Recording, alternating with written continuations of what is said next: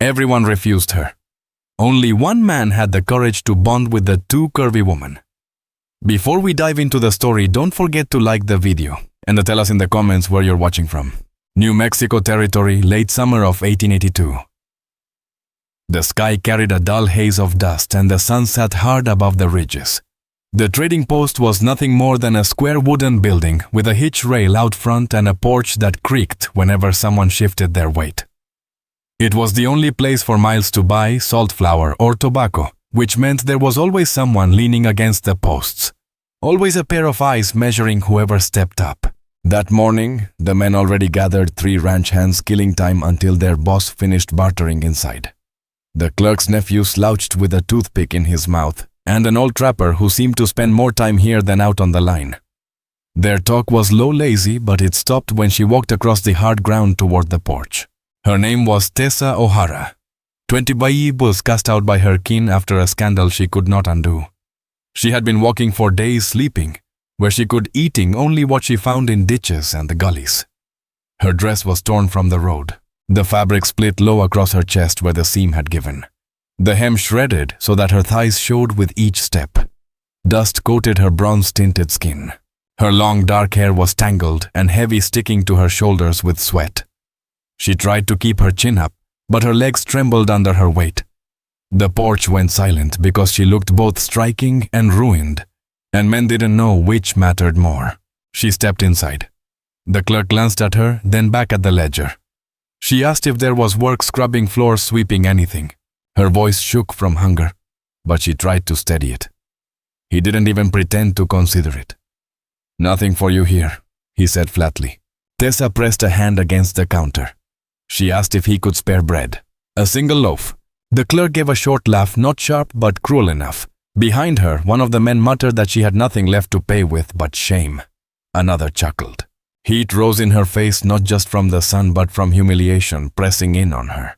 She swallowed hard, leaving men facing them again on the porch, but staying was worse.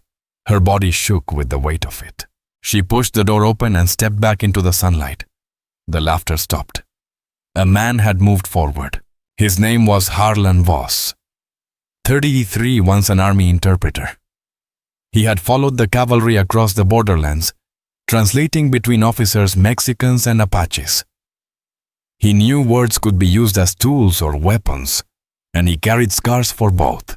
When the war years ended, mistrust lingered.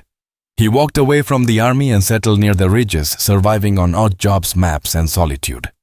He had come to the post for salt and flour, nothing more. He avoided people when he could, but now he stood between her and the porch stairs.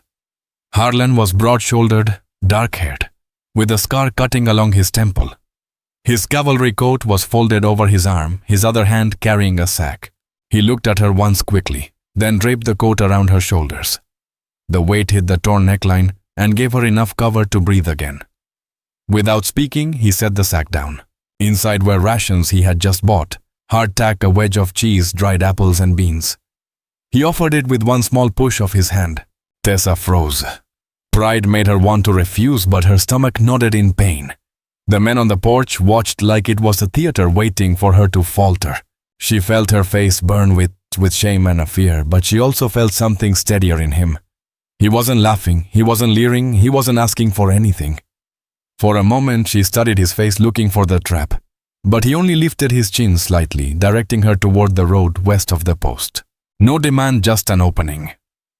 Her mind raced, staying staff crawled back to her kin, who didn't want her, or walk beside a stranger whose silence carried more weight than the town's jeers. She decided in that moment. She nodded once, tight and careful, and she stepped down from the porch. The ice on her back burned, but the sound of boots beside her steadied her legs. She pulled the coat closed at her chest and held the sack against her stomach. She still didn't know who he was or why he'd bothered, but she knew the difference between cruelty and decency, and for the first time in weeks, she had been shown the latter. They walked away together, dust lifting around their ankles, the voices on the porch fading behind them. Neither spoke, for her silence meant safety. For him, silence was all he had ever trusted. The road west of the trading post narrowed into a track cut by wagon wheels long before either of them had set foot there. Dust rose with each step, clinging to their skin, filling the silence between them. Tessa clutched the sack of food close to her body, the coat heavy around her shoulders. Her mind worked fast, still unsure what to think of the man beside her. She had not even asked his name. The townsfolk had whispered about her for so long that every glance felt like judgment. But as had been different. He had not looked at her with pity or hunger, just decision. That unsettled her as much as it calmed her. After a half hour, when the ridge broke open to a dry wash, he finally spoke. His voice was low, steady, a man not used to wasting words. "Cabin's about an hour from here." That was all. He did not explain further. She wanted to ask why he had helped her, but her throat tightened. She decided not to push. Trust was not something she could afford to risk. Not yet. They walked in silence. The only sound the crunch of boots and the rasp of her bare feet against the stones. He slowed his pace without making it obvious, matching her shorter steps. When her breath came ragged, he stopped at a spring seat, tucked under a ledge of rock. He bent, cupped water in his hands, and gestured for her to drink. She hesitated before kneeling beside him, but thirsted won. The water was cool, cutting through the dryness in her chest. For a moment she closed her eyes, afraid he might stare while she drank. But when she opened them, he had already turned his head away, scanning the ridge above as if keeping watch. She studied him then. His coat had been army issue. She could tell, though it was patched and worn thin. His hands were rough but steady. His movements measured like someone who had lived too long in places where haste got men killed. The scar on his temple drew her eyes, not because it made him frightening, but because it suggested the kind of past that left marks on the body as well as the mind. She wondered why he lived alone. She wondered if anyone ever waited for him. By the time the sun leaned toward the hills, the cabin came into view. A single-room structure of rough timber with a lean-to built against one side. A stack of wood cut and dried under the eaves. It was not large, not polished, but it looked lived in. Smoke drifted faint from a chimney. A mule shifted in the lean-to, ears flicking as they approached. He pushed the door open first, stepping aside for her. Inside, the cabin smelled of ash coffee grounds and scrub pine. The floor was swept. The table bare except for a folded map and a tin cup. A narrow bench lined one wall. The stove still carried warmth from an earlier fire. It was not a home dress for guests, but it was not quality either. "You'll rest here tonight," he said. His tone made it sound less like an offer and more like a fact. She nodded, setting the sack on the table, her hand tightening around the strap of the coat. Her thoughts spun. Why did he bother? Why her, a man like him, could have ignored her at the post, let the porch crowd have their laugh, walked away without cost. She felt both gratitude and unease, the mix pulling her chest tight. She wanted to believe his silence meant safety, but the world had taught her silence often hit worse. He moved to the stove, added kindling, and stirred the embers back to life. The fire caught quick, warming the room. From shelf, he took down 2 tin plates and set them near the hearth. Without ceremony, he opened the sack, cut a slice of cheese, poured beans into a pot with water, and set it on the stove. His routine was precise, almost practiced like he had done it alone 1,000 times. Tessa stood unsure, then decided to act. She carried the basin near the pump outside, filled it, and brought it back, setting it near the stove. He glanced at her once, gave a short nod, and returned to his work. No words of praise, but no dismissal either. That alone eased something inside her. She was neither mocked nor ignored, just accepted as present. As the beans began to simmer, he finally gave her his name. Harlan Voss. He spoke it evenly, not offering explanation. She hesitated, then said Tessa. The sound of her own name in that quiet room felt heavier than usual. They ate in silence. The scrape of spoons against him, the only sound. The food steadied her stomach, and with each bite the day's humiliation slipped back a little. When she finished, she looked at him again. He did not stare at her torn dress, not once. His eyes stayed on the fire or on his plate. Relief mixed with confusion. She pulled the coat tighter and sat straighter on the bench. She still feared the choice she had made, walking away with him. But as the firelight warmed her face, she knew this was better than the porch laughter. That night, he unrolled a blanket on the floor beside the hearth and stretched out without complaint. She took the bench curling beneath his spare coat. The room fell quiet except for the crackle of wood and the mule shifting outside. She lay awake longer than she admitted, listening to his steady breathing, wondering what kind of man gave food and shelter without asking for anything in return. And though she still carried fear for the first time in weeks, she did not feel entirely alone. Morning came gray through the small window, the kind of light that softened every edge of the cabin but left nothing hidden. Tessa stirred first, the coat pulled around her shoulders. For a moment she forgot where she was, then the smell of wood smoke and the steady sound of boots against the porch reminded her. Harlem was already outside, splitting kindling. Each strike was sharp, methodical, not hurried, but not wasted. She sat up slowly, smoothing the dress across her legs, and felt a twist in her stomach. Not hunger this time, but uncertainty. The questions from the day before weighed on her. Why did he help her when no one else did? Why bring her here at all? And what did he expect now? Every man she had known who gave anything always wanted something back. Yet he had slept on the floor, leaving her the bench, not so much as brushing against her. She could not decide if that made him more trustworthy or harder to read.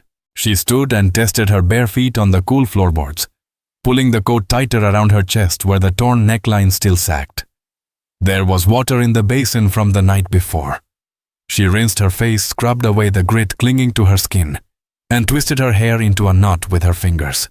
The simple act steadied her. She wanted to feel like herself again, not just some discarded thing. Harlan came back in with an armful of wood. He set it near the stove, glanced once at her, then moved on as though it was the most ordinary thing in the world to have a strange woman standing in his cabin. "Stove needs a feed," he said. His voice carried the same steady tone as before. No sharper, no softer. She bent and fed the fire without waiting for permission. He didn't stop her, didn't correct her, just poured water into a pot and set it to boil. They ate bread and beans left from last night. While they sat, she found herself studying the cabin. It was small but carefully kept. A table with maps stacked to the wall, a shelf with tins of coffee and tobacco, a bunk narrow and plain against the far side. No sign of a woman, no softness anywhere. Only the mark of a man who lived alone and meant to keep it that way. That made her wonder more about him. While alone, why so far from town?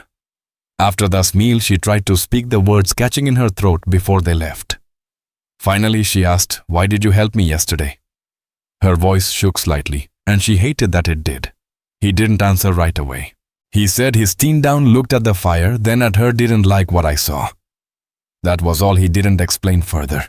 She waited, but no more words came. He picked up his plate, rinsed it, and hung the rag to dry.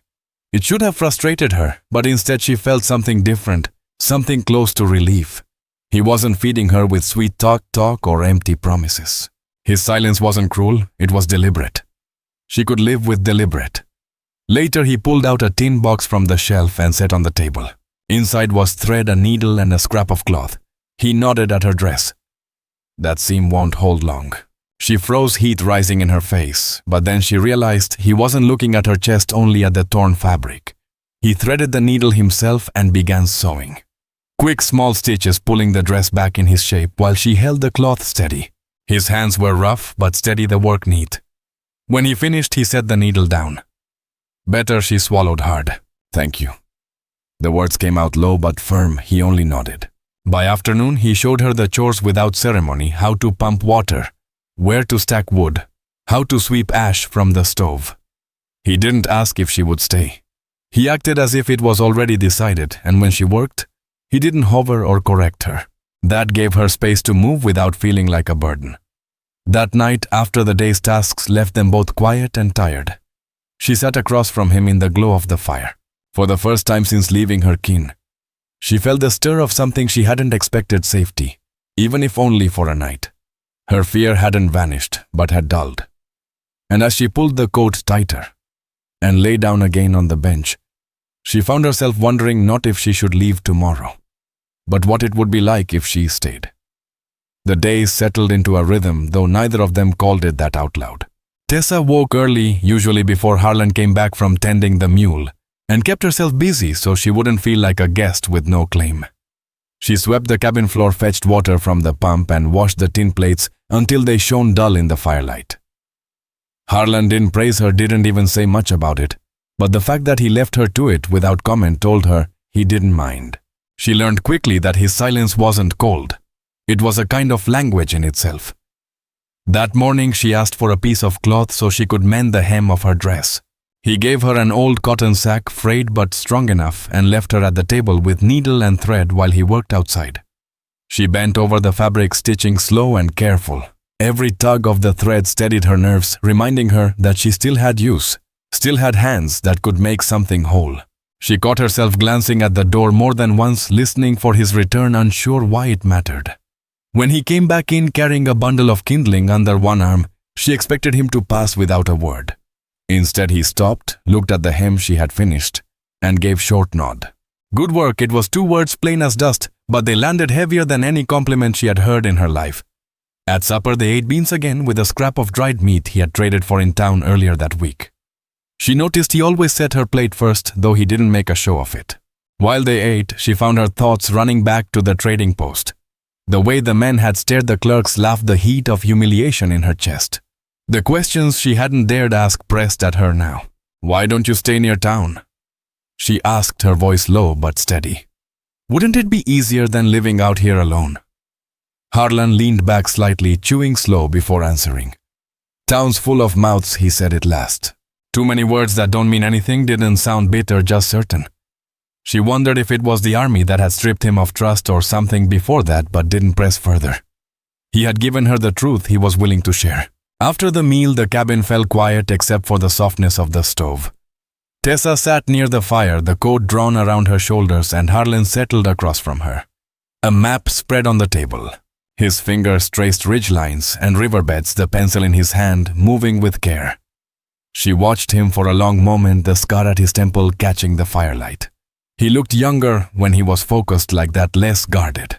She realized then how little she actually knew about him, and how strange it was that she already felt safer in his cabin than she ever had under her kin's roof. Later, when she rose to lay down on the bench, her foot caught on the uneven floorboard, and she stumbled. Harlan was beside her in an instant, one hand steadying her arm. The touch was brief, but it froze her where she stood. She hadn't been held like that in months, careful, not claiming, just firm enough to stop her from falling. She looked up at him, and for a moment his eyes stayed on hers. Then he stepped back, letting go.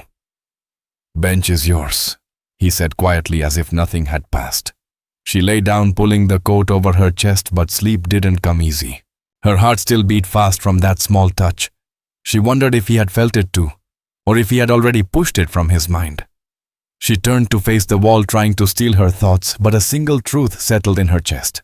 Whatever this was, whatever it might become, she wasn't ready to walk away from it. Not yet. The cabin grew quiet again, but it was a different quiet than before. It was no longer 2 strangers sharing walls. It was something closer, something forming in the spaces between words and gestures. And though nothing was said, she knew he had made his choice when he put his coat around her shoulders at the trading post. The real question now was whether she could trust herself enough to make hers. The next morning brought a sharper wind off the ridge, carrying dust that clung to skin and stung the eyes. Tessa rose early. Her body stiffened the bench, but steadier than when she had first walked into the cabin. She found Harlan outside, already tying down bundles of split wood against the lean-to wall. He moved with the same precision as before, deliberate, controlled. But she noticed the faint hitch in his step when he turned, a limp, small, but there. She had not seen it in town, or perhaps she had been too overwhelmed then to notice. She stored away in her thoughts another piece of him she did not yet understand. When he came back inside, she set a cup of coffee on the table before he could reach for the pot. He paused, looked at her with that unreadable steadiness, then gave a short nod. "No thanks, Boken." But the pause was enough. They ate bread and beans again. And as they did, she asked the question that had pressed at her since the first night. "Is this your life out here alone?" Her tone was not mocking, but curious. The kind of question a person asks when they're trying to place themselves in another's world. Harlan sipped his coffee before answering. "I get by. Don't need more." His eyes stayed on the fire. She felt the weight of it. This was not a man who lacked company by chance. It was choice, hard-earned, yet he had let her in. Later, he saddled the mule and told her they would go back to town. "Need salt flour, you'll need shoes," The way he said it made her heart tighten. No man had bought her anything without demanding something back. She almost refused, but the memory of the hot dirt under her feet kept her quiet. The ride was slow. The mule steady but stubborn. She sat behind him holding to the back of the saddle. The cavalry coat still wrapped around her. Every bump along the trail reminded her of the torn dress beneath and the eyes that had stared at her on the porch. Fear rose with every mile closer to town, but she forced herself not to show it. At the trading post, the porch was crowded again. The same men. Their talk quieted when they saw her ride up with him. Harlan dismounted, tied the mule, and offered her a hand down without hesitation. She felt all the stairs burning into her, but she stepped onto the porch anyway, keeping her chin steady. Inside, Harlan asked the clerk for salt, flour, tobacco, and women's shoes small size. The clerk raised his brows but said nothing, moving to fetch them. One man near the door muttered something low about easy charity. Harlan turned his head just enough for the scar to catch the light. His voice was calm even. "That's enough." The man shut his mouth and looked away. The shoes came out stiff, the leather creaking. Harlan set them on the step outside. Triumph, she hesitated, then sat and slid her feet into them. They pinched, but in a way that promised to soften with wear. Her fingers trembled with the laces until Harlan crouched and tied them for her. The act was simple, practical. Yet it burned her throat with an emotion she couldn't name. No one had knelt for her like that before. Not without expectation. She whispered, "Thank you." He straightened his coat and answered, "You'll walk easier now." That was all. The ride back felt lighter, though the silence between them stayed. Tessa thought about the townsfolk's stares, the clerk's expression, the way Harlan had stood so firm without raising his voice. She realized she had not asked him why he left the army, why he carried maps on his wall, why he had chosen solitude. She wanted to know, but she also feared what the answers might be. Back at the cabin as evening settled, she set the shoes neatly beside the door. They felt like more than shoes. They felt like a place she could start again if she dared. Harlan sat by the fire cleaning his knife, the scar catching the glow of the lamp. She watched him for a long while, wondering not just why he had helped her, but why she now wanted to stay. That night, she lay on the bench again, but when she turned to face the wall, she found her thoughts circling back to the same truth. The laughter at the trading post no longer held the same power over her, because when she had stepped down from that porch today, she had not been alone. The cabin was quiet after their return from town, the only sound of fire snapping in the stove and the mule shifting in the lean-to. Tessa sat at the table, her new shoes tucked neatly by the door. She traced her fingers along the edge of the wood worn smooth from years of use and thought about how much had changed in just a few days. She had arrived barefoot, humiliated, carrying nothing but shame.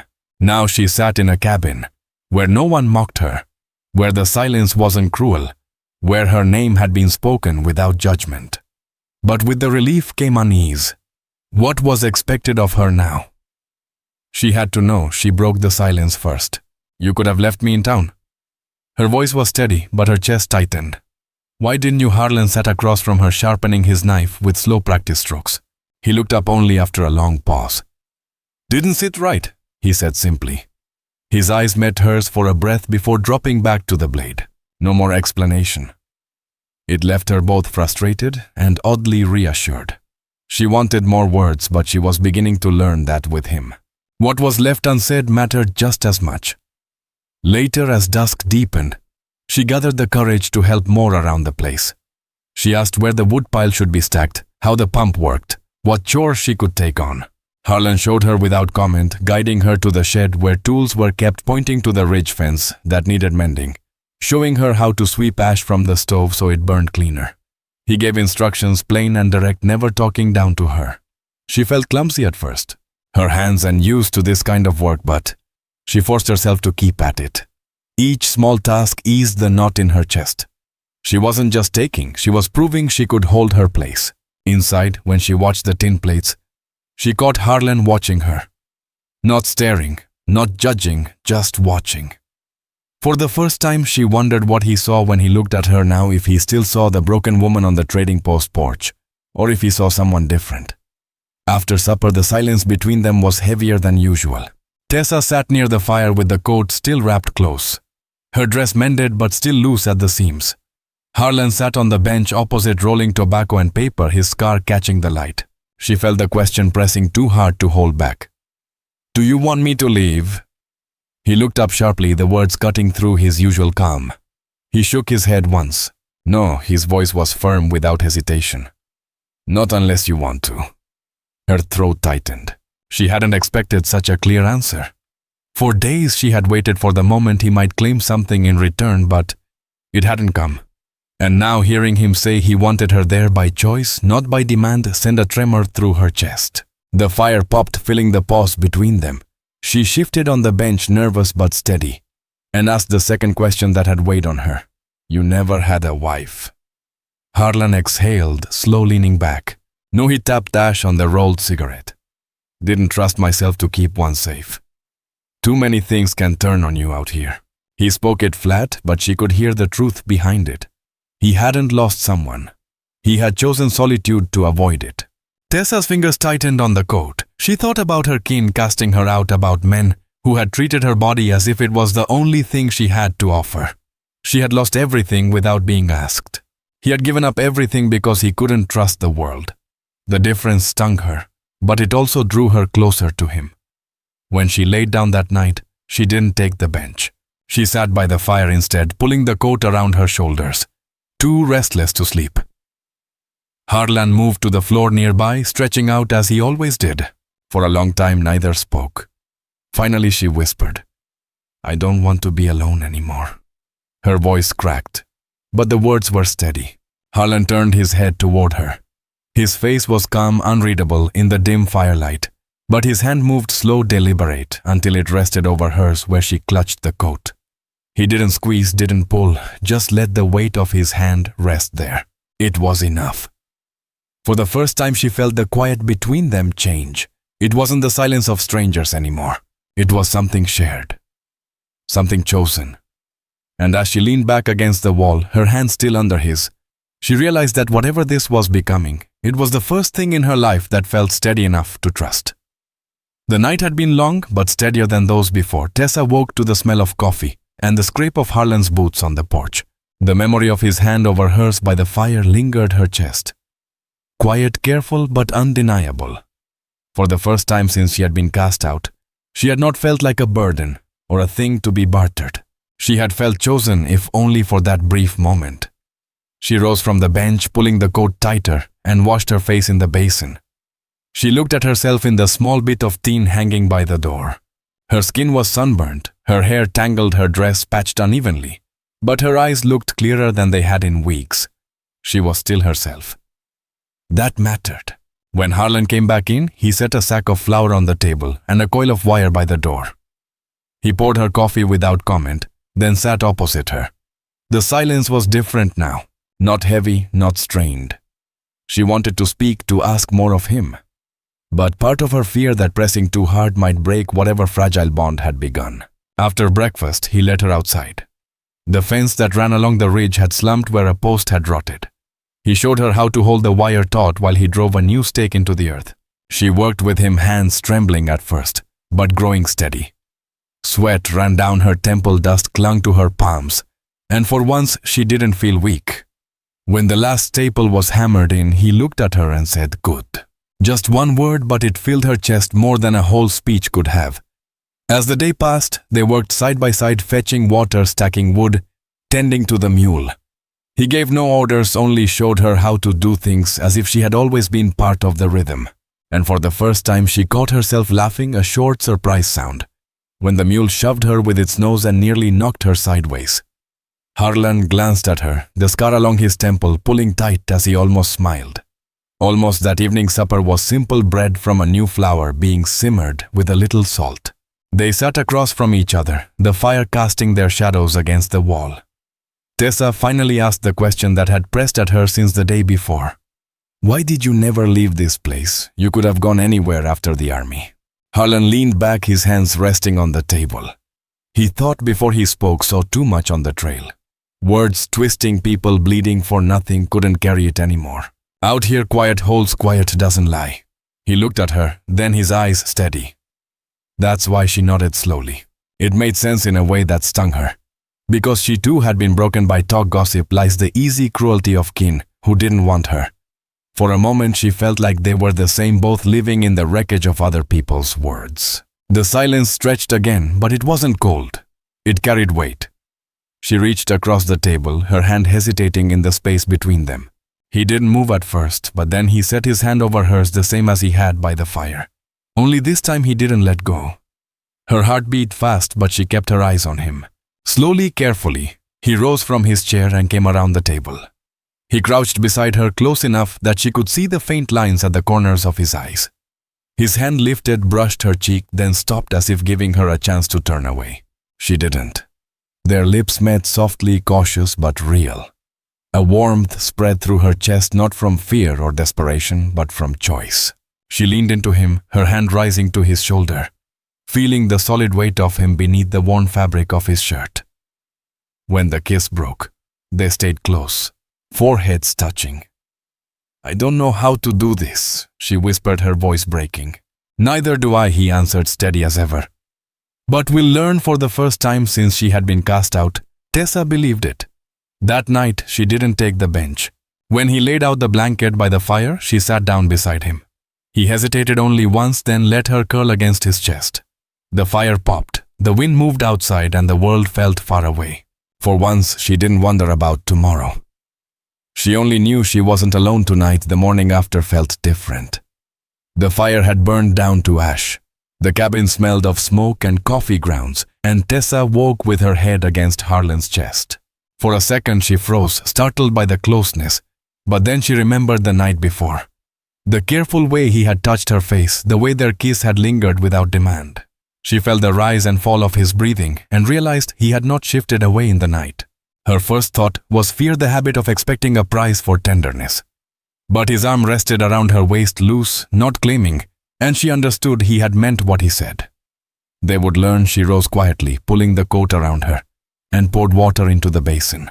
She caught her reflection in a tin scrap by the door. Her hair was tangled, her dress still mended but rough, but her eyes looked alive again. She had not seen that in months. She splashed water on her face, fighting back tears she couldn't explain, and then set to making a simple breakfast from what they had left. When Harlan stirred, he didn't speak right away. He stretched, rubbed his temple, and sat up slow. His eyes caught hers, and something softened in his face.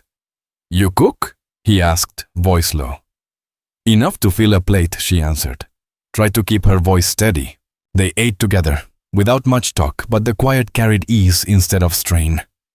When Emil was done, he pulled on his boots and said, "Need to check the east fence." "You'll come." It wasn't a command. It sounded more like a promise that she was part of the work now. They walked the ridge trail side by side. She noticed again the slight limp in his stride, and finally asked, "Your leg, was it the army?" He nodded once. "Rifle ball, miss bone, but left me slow." He didn't sound ashamed. Only matter of fact.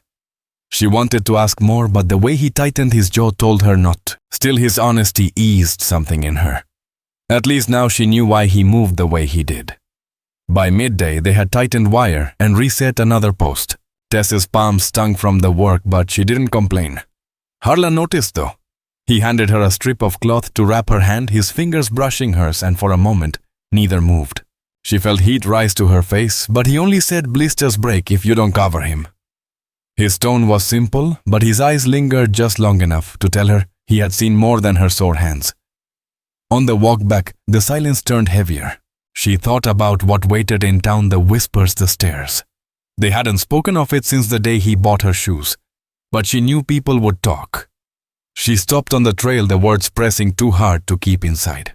"Why don't you care what they say about me?" "About us." Harlan halted a few steps ahead, then turned.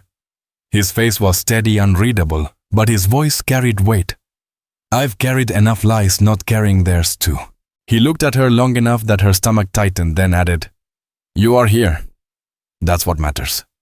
The truth of it left her throat tight.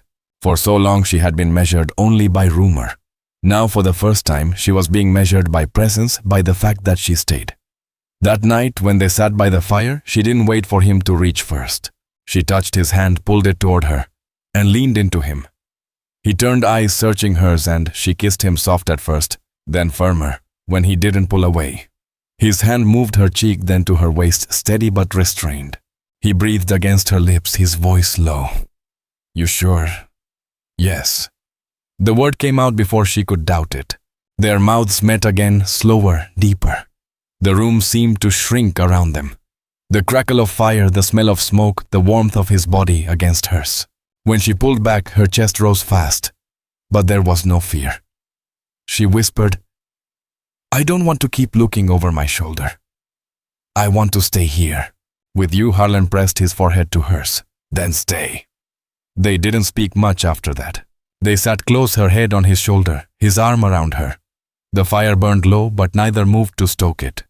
The silence between them was no longer empty. It was theirs, bound by a choice neither had spoken in long speeches, but both had already made. And as she closed her eyes, leaning into him, Tessa knew this place.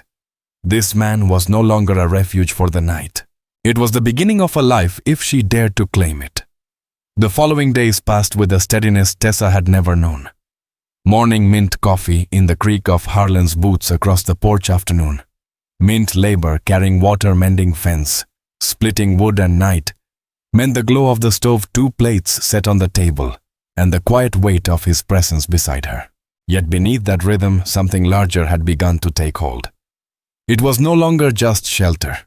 It was life built piece by piece, shared without words. They were both too cautious to speak often. But the memory of the trading post lingered in Tessa's mind. She had not forgotten the looks, the laughter, the way the men had spoken about her, as if she was something already spoiled.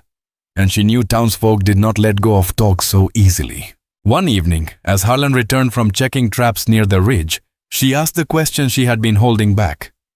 "When they talk about me, about what I've been called, doesn't it matter to you?" He sat down, his pack wiped dust from his hands, and looked at her without flinching. "I know what I saw. A woman walked out of that post with nothing and still kept her head up. That's what I carry, not their talk." His voice was firm, no hesitation.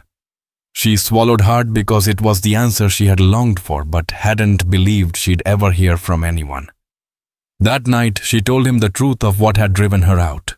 How her kin had cast her aside after a man's lies ruined her name. How she had begged for them to believe her, but they cared more about whispers than about her word. She expected pity, maybe even anger, but Harlan only listened, jaw tight, eyes steady. When she finished, he said nothing at first. Then he reached for her hand and squeezed it once hard enough that she felt the weight of his silence. It was not judgment, not pity. It was agreement. An unspoken vow that he would not let her be broken by gossip again. The next Sunday, Harlan told her they were riding the town. She stiffened at the thought, fear crawling in her stomach, but he was calm. "Not to trade," he said. To set things right, she didn't understand until they stepped off the mule and walked through the trading post door. The same men were there. The same clerk stood behind the counter. All eyes turned as Harlan asked for the justice of the peace, who came through each month. When the justice arrived, Harlan spoke plainly, his voice carrying in the small room. "We're here to be wed. I want it written down proper." The room went quiet. The clerk's face twitched in surprise. One man muttered under his breath, but no one laughed. No one dared. Not with the scar at Harlan's temple catching the light, and his voice steady as iron. The justice opened his book, asked their names, zoned their ages, and whether they came of their own choice. "Yes," Tessa said, her hand gripping Harlan's. "Yes," he answered without hesitation. The words spoken over them were plain.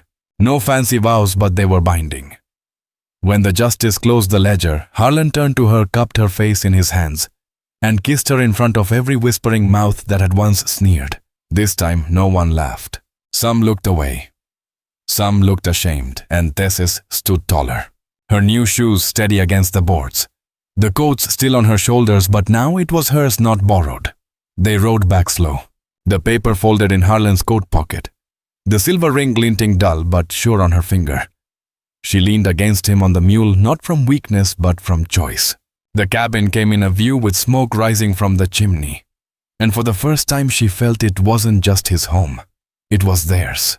That evening, he set 2 cups of coffee on the table, and he hung his coat beside her shawl on the peg by the door. They ate together, then sat in the firelight as husband and wife. She leaned into him, her hand resting over his heart, and whispered, "I thought I'd lost everything." "You didn't," he said, pressing his lips to her hair. "You found here." The fire burned low. The mules settled in the lean-to, and the wind moved across the ridge. The world outside might still talk, but it no longer had teeth. What mattered was inside those walls. The coat he had once placed on her shoulders, the dress mended with care, the ring on her finger, and the man who had stayed. And when they lay down together that night, there were no questions left, no fear of tomorrow. Only the bond they had chosen, steady and final, the kind that would hold against silence, against gossip, against time. Their story ended not with rescue, but with belonging. 2 cast-offs no longer lost, but bound to home they had built together.